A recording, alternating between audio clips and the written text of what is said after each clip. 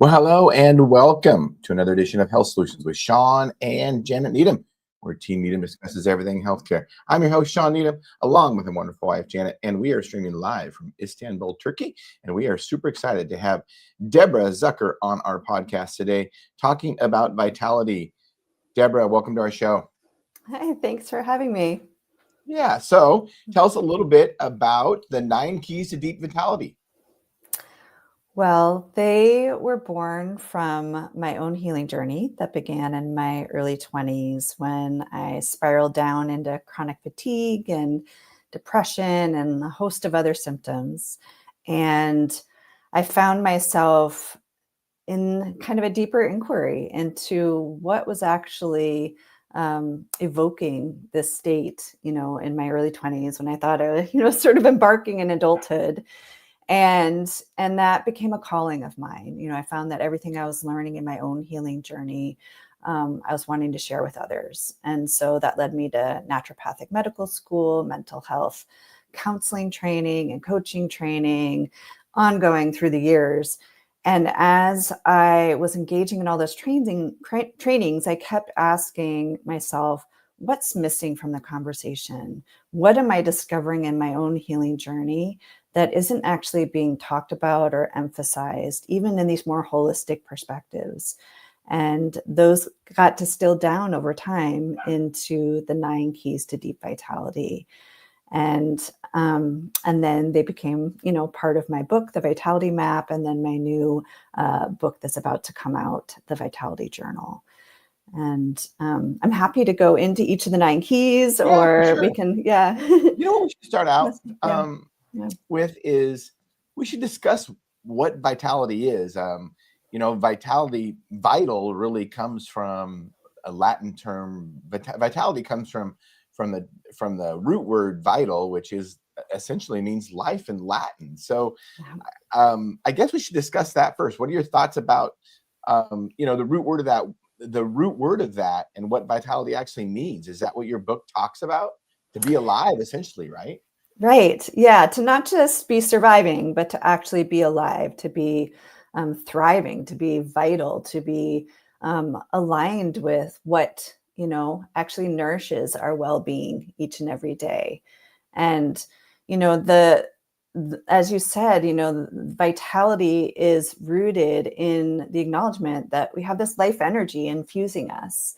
And this life energy, gives us feedback all the time around what supports our well-being, what brings us more alive, and what does not. And yet most of us were not taught, it was not modeled for us to learn the language of that feedback, to be able to understand, that the symptoms are actually helping to guide us towards greater vitality and well-being. And instead, most of us have been sort of in a cultural context where those symptoms we're told to suppress them, to get rid of them, they're inconvenient, rather than actually being able to attune to how to guide ourselves with more confidence and a sense of empowerment that we can learn to listen to that feedback, of the state of our vitality. Yeah. So Janet, what questions do you have for Deborah? So this is, as you were speaking, something that just crossed my mind is that I feel like our culture teaches us or wants us to be happy 100% of the time. And I'm not saying that happy is not a good state of mind or a good place in your heart, perhaps, but there are appropriate times for us to actually feel feelings and have feelings. And where I'm going with that is our background is pharmacy. And so many times I've seen people struggle, like there's a journey, they lost a loved one, or, there's something in their life that they are journeying through. But they're afraid of their feelings. And so many times I see people end up, and not always, sometimes they question it, but they end up on pharmaceuticals for it, versus actually, taking that journey of what is appropriate to go through and what is not, right? Yes. You understand kind of where I'm going with this is like we should always have a smile on our face. We should never have the emotions that's appropriate for the existing situation. And one example is, depression. We're so in our medical system, where, when there's some kind of grief in our life or whatever, you go to the doctor about it, the first thing they want to do is prescribe drugs for depression. Well, Yeah. probably be depressed at times, Yes. So, yeah, what are your thoughts about that? Yes to all of that. I really feel like, there's these epidemics going on, depression, anxiety, burnout, fatigue, like that. Really, so much of that is what you're speaking to, that we haven't learned how to really fully feel our feelings, acknowledge them, move through them. We also, you know, there's one of the keys in my book is aligning with your yes. And I think so many of us are living, even if it's unconscious, with the expectations of others, with society, with who we think we're supposed to be. And we're living these lives that actually aren't congruent for our own truth, with what actually brings us alive. And as a result, we get depressed. Again, it's like we get these symptoms, we get this feedback, like something is not aligned here. Something needs to be held or processed or grieved or acknowledged, or we need to have the courage to prune something from our lives, to say, no, like that's not actually, for me to be living. Maybe someone else, but not for me. And as a result, we live in a state of dis-ease, and because of kind of these norms of sort of how the medical system has evolved, and culturally, what we're taught we're supposed to be. We live with these masks on us, and we get diagnosed with different conditions. And this was part of my own learning that began in my 20s. So it's like, this doesn't feel right. I'm getting these diagnoses, but there's something else wanting to be processed here, or felt here, or integrated. There's a different wisdom there that we have access to. But again, most of us haven't learned how to listen to that. So tell us a little bit about the 9 keys to deep vitality, coming from your book, The Vitality Journey. Yes. Well, the first key is honoring your unique life.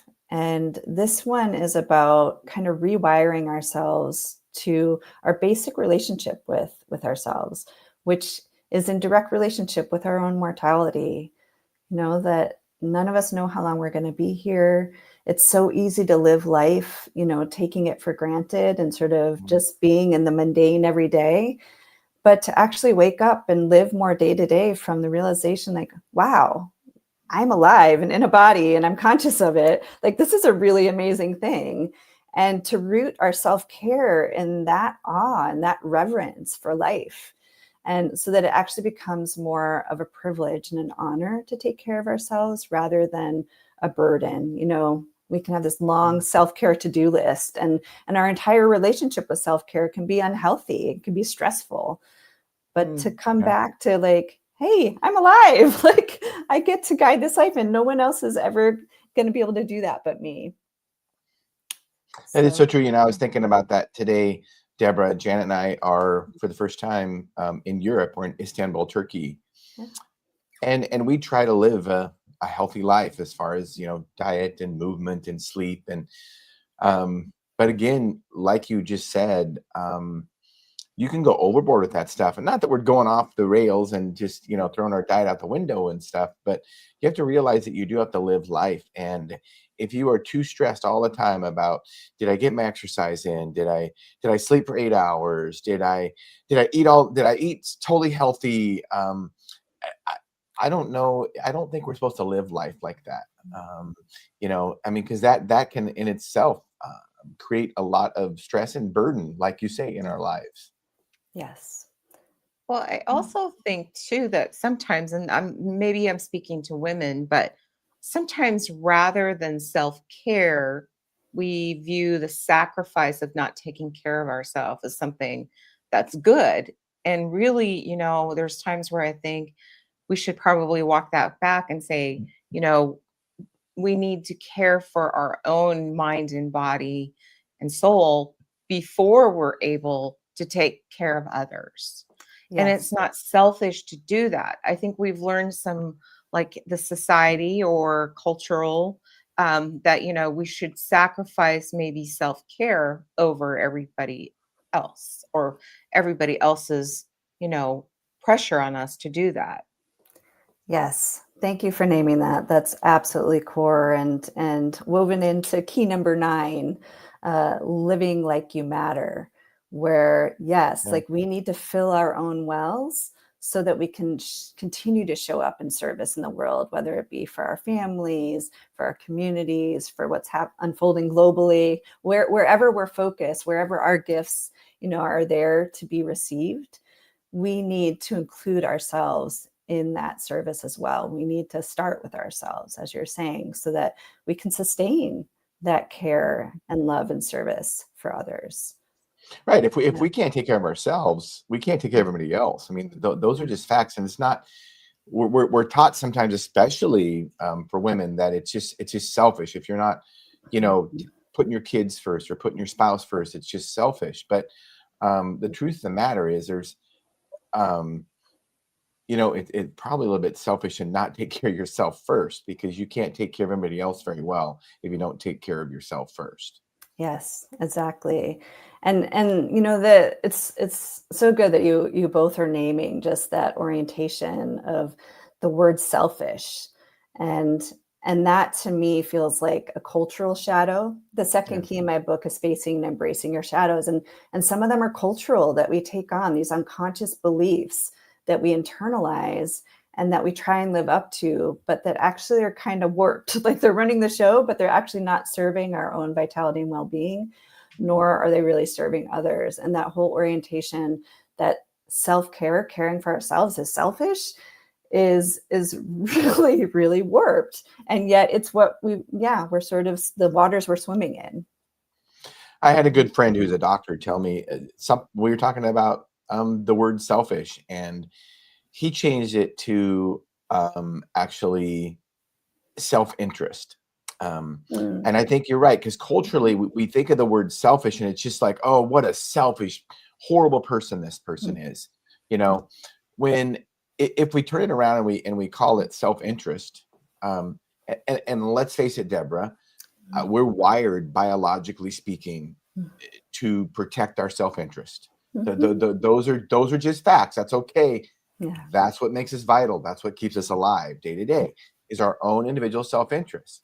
Now, in my own individual self-interest, I make sure that my wife is taken care of and protected, because that's in my self-interest.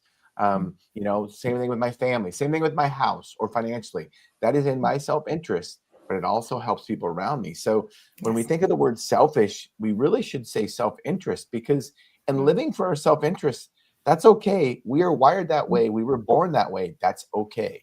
Right. And no one else but each of us is here to do that for ourselves, you know, except for when we're kids, right? So it's like Right. to actually own it and embrace, like, I am the only one who's here to take care of myself.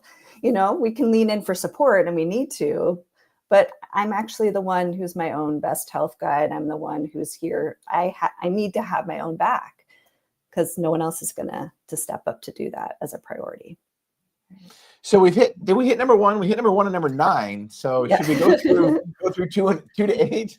Yes. Yeah. So I touched in just briefly to 2. So 2 is facing and embracing your shadows. So Okay. this one acknowledges that we all have unconscious parts of ourselves that are running the show. You know, some of these are passed down intergenerationally, some of these are cultural programming, some of these are from wounding or trauma from younger years, but they are identities, ways of being that are operating that we're not fully conscious of. And in our self-care journey, we can see it when we find ourselves in avoidance patterns or self-sabotage, or we just can't seem to follow through with the things that we know actually make us feel better. And it can be really confusing, and it can feed all those self-judgments and shame and sense that there's something wrong with me. And yet we all have them. We all have these unconscious parts. And so I just like to really name this as key number 2. Like, this is a big part of what's going on for people that is kind of a missing piece, you know, in the conversation around self-care. And, thankfully it's getting more notice in mental healthcare these days, with parts work, internal family systems. There's ways and frameworks that people are now getting some more support. But to actually acknowledge, like, it's not your fault. We all have these unconscious parts, but we need to learn how to bring them into the light and be able to then turn towards them with empathy and compassion and understanding so that they become integrated and stop running the show, in an unconscious way. Absolutely. Yeah. So number 3? Number 3 is strengthening your self-awareness muscles. And so this is one of those basic life skills that most of us were never taught, and I alluded to it earlier, like how we just haven't learned the language of the feedback from our body and being. And so this one just acknowledges it takes practice, it takes a cultivation of awareness and a curiosity to come to understand, like, what is going on, because no one else but us is here 24/7 receiving this feedback. And if we're not cultivating it, we can defer to others, to the experts, to the new health fads, to the advice of others, to the doctors who, give us protocols that we might not even really understand. And while it's important to lean in for support, if we're not filtering it through our own self-awareness, we might be taking on these, doing these things that actually aren't really aligned for our own well-being. For sure. I love this. They get better each time. So number 4. Number 4 is cultivating resilience. And this one acknowledges, one, that there's no such thing as a stress-free life. There's no such thing as a predictable life. We keep evolving and changing. So we might feel like, oh, we figured it all out. We have this whole routine and things that work for us that make us feel good. And then, the rug gets pulled out from underneath us, or, there's chaos in the world around us that's really stressful, or, there's just all these influences. And so this key is about consciously cultivating the skills and capacities to self-regulate, our nervous systems, emotionally, physically, to understand what we can do to help the symptoms that are going on. So this builds on, as we build our self-awareness, then this is like, what do we do with that? And it empowers us to seek out the knowledge, the expertise, to learn the skills, to become more aware of what's happening in our bodies so that we can regulate. And, these days, I think one of the most important skills for most of us is the nervous system, coming out of that fight or flight stress state and learning, throughout our days, how to just slow things down and bring ourselves back into that rest, relax state of being. Yeah. And again, I think, honestly, that's how we were biologically wired, is to mostly, the only time we're supposed to be in fight or flight is when there's a fight or when we need to run. Right. Unfortunately, our bodies in today's culture is always in fight or flight, and it doesn't have to be. We need to just realize that. A good friend said this to me one time: don't sweat the small stuff, and everything's the small stuff. Right. There you go. And in general, that's usually the case. And when you stress about something, probably I was going to say, in a month later, it's probably not something you're going to be stressing about. But chances are 48 hours later, you're not going to be stressing about it. Yeah. No, but you also have to have the time and awareness, like how you become aware of what you're doing and how you're processing, because I think that's where we end up in trouble in our society, is that so many times, at least in our culture, that we just suppress things. You have to have that stillness to recognize what's happening. And I think maybe other cultures are better at that, but sometimes people are very afraid to find that time, even alone for a few minutes, to recognize what they're doing in their processing of something that's happened. Yes. Or it could be just day-to-day things, like at work. It could be your children. It could be your spouse. I mean, there's times where I think people need to just have that stillness. Yes. Yeah, to slow it down and pause. That's like one of the things that I really encourage. And it can be helpful in today's culture to even have calendar reminders that pop up, just take a minute and just pause, just feel your breath, feel your feet on the floor, and feel whatever feelings are there, and to come into direct contact with it. And for some of us, as you're alluding to, it takes courage to do those pauses, because we might feel and notice things that maybe are harder to feel. And yeah. And be okay with doing nothing. Yes. You Yes. know, I Yes. think that's one of the hard things that some of us have, is just check out and do nothing for a while. Yes. Yes. So what number are we on? 5? Now we're on 5. So 5 is aligning with your yes. And this feels to me, this was a huge missing piece that I discovered in my own journey with chronic fatigue. Just, and we again, we alluded to this a little bit earlier, but just how vital it is for each of us to get clear and honest with ourselves, so that we can be honest with others in the world of what's actually aligned for us, to not be living a life that someone else has told us to live or that society has told us to live, but to be honest, because when we're investing our life energy where we're not getting returns, if it's not aligned, then it's like our life energy is just going down a hole in your life bucket, right? But when we invest our energy where we do get returns, where it is aligned, it feeds us, it fills our well, it nourishes us.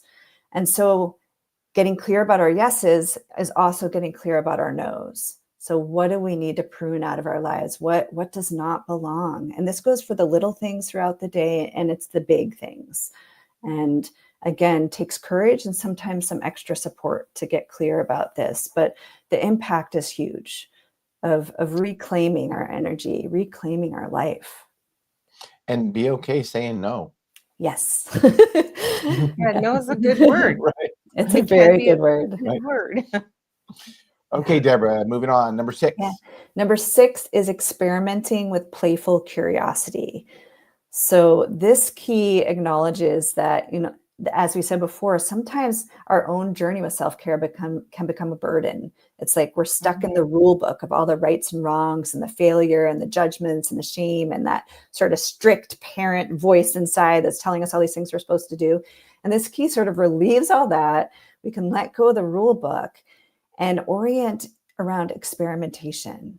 That instead of thinking we have to sort of get it right and stick to it just like this forever, we get to experiment, try things out, learn, be curious, stay attuned to the feedback we're getting, and kind of be fluid and adaptable as we go, knowing that we're continuing to evolve and change, our circumstances are evolving, and something that worked for us last year might not work so well for us right now. So let's be curious and just be open to that kind of that flexible and adaptable way of moving through our lives and with engaging with self-care. And number 7. Number 7 is discovering easeful discipline. And this one, acknowledges that many of us have an orientation towards discipline where we sort of will ourselves, we get all tight and can kind of hear that harsh voice inside. But instead we can actually have an orientation to discipline that's connected to that last key that I was just talking about, where we have our own back, where we have clear commitments, we have strategies that really take in the realities of our life, and we create structures of support to hold us in it, because we do need discipline. Every habit change, there's this uncomfortable transition time where discipline's needed to kind of hold us through that. But it doesn't have to be harsh or mean or cruel, like so many of us might have experienced discipline before for ourselves. That's true. I love that. And it can be very internal too, like we've touched on. Sometimes people are very hard on themselves and the world is not being, but you are. Yes. Yes. And what number are we on? We're on number 8 now? Number 8 is inviting support and connection. And this one acknowledges that as human beings, we are relational creatures. Absolutely. And we need each other. And so much of the dis-ease happening in the world today is from isolation. And, the shame and the self-judgment and the self-care journey is just augmented when we sort of feel like, there's something wrong with us. We need to do it all by ourselves and we're struggling. But to acknowledge that, no, we all need each other. That's just natural and innate to being a human being. and to consciously create a team of support, different kinds of support, peer support, physicians, other health practitioners, communities of practice that to lean into, and to have the courage to have the discernment, of who is the right fit for me, and if someone that we're leaning into for support, is not really holding us with the kind of compassion and understanding and sense of safety that we need, then we find someone else to really take that power back for ourselves, that we don't need to defer to others and lose that sense of autonomy when we lean in for support. I love this. And one of the things I love about this is, there's more and more talk about, AI taking over the world, essentially. Mm.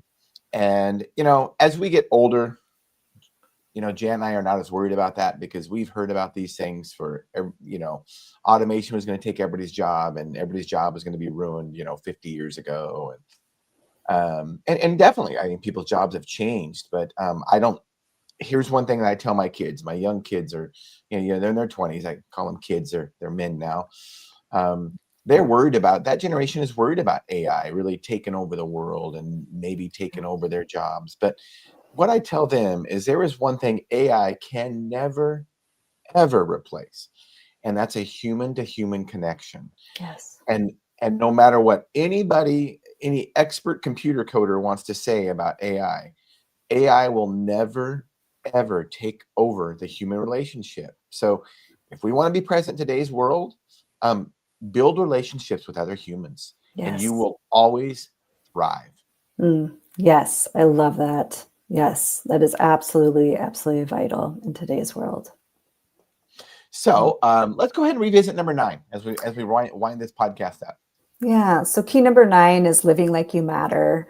And this is where it all comes full circle. We're care for ourselves, honoring our unique life, and all these other keys really acknowledge we need to start with ourselves. We need to fill our own well so that we can show up in the world as only we can. We're each unique. We each have our own gifts and presence and callings, and to acknowledge that we're not here by accident.